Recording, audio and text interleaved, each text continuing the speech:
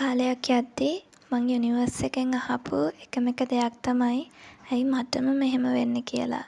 ඇයි මං ආදරය කරන, විශ්වාස කරන, රෙස්පෙක්ට් කරන, ලොයල්ටි එක දෙන ඒ මිනිස්සු මාව එහෙම අතාරින්නේ කියලා. ආදරේ, ඒ වටිනාකම, ඒ ලොයල්ටි එක, ට්‍රස්ට් එක හැමදාම හෙව්වේ කාලෙකට මං ගාවට ඇවිල්ලා තවත් කාලෙකට අතෑරලා යන පිට මිනිස්සු වෙන ආගන්තුකයන්ගෙන්.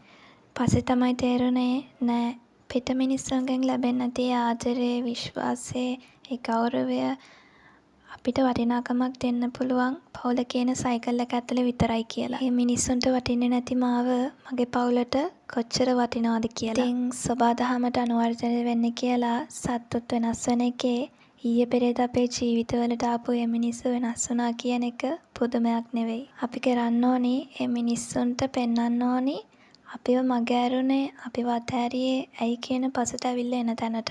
මම අදටත් සතුටු වෙනවා මාව ඕනි කියලා ළඟට ආපු මිනිස්සු මාව එපා කියලා එළවද්දී මම මේ මිනිස්සුන්ට හිතින්වත් බොරුවක් කරපු නැති එකට, වෛර නොකරපු එකට. ඉතින් අදටත් ප්‍රාර්ථනා කරන්නේ එයාලා හොයන ආදරේ, ඒ වටිනාකම, ඒ සතුට එයාලට අනිවාර්යයෙන්ම දවසක ලැබෙන්න ඕනි කියලා.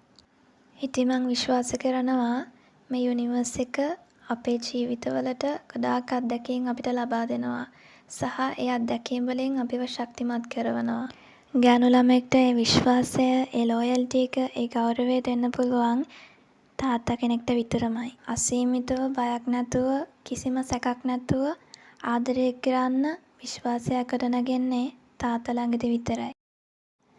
මං විශ්වාස කරනවා කිසිම දෙයක් බලාපොරොත්තු නොවි අසීමිතව ඒ ගෞරවය, ඒ ආදරය දෙන්න පුළුවන් තාත්තා කියන පිරිමි ආත්මෙට විතරයි කියලා.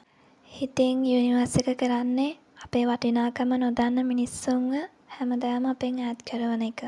එයා ගෑනු ළමෙක් වුණත්, පිරිමි ළමෙක් වුණත් කවමදාවත් ඔයාගේ වටිනාකම, ඔයාගේ ආත්ම ගෞරවය වෙන පිට මිනිස්සෙක් ළඟ නැති කරගන්න දෙන්න එපා කියලා. දවසක එයාලට තේරෙයි. එයාලා පසුතැවිලි වෙයි. එයා නැති කරගත්තේ මේ ලෝකේ ඉන්න අවංකම, විශ්වාසවන්තම, ආදරණීයම මිනිසයා කියලා.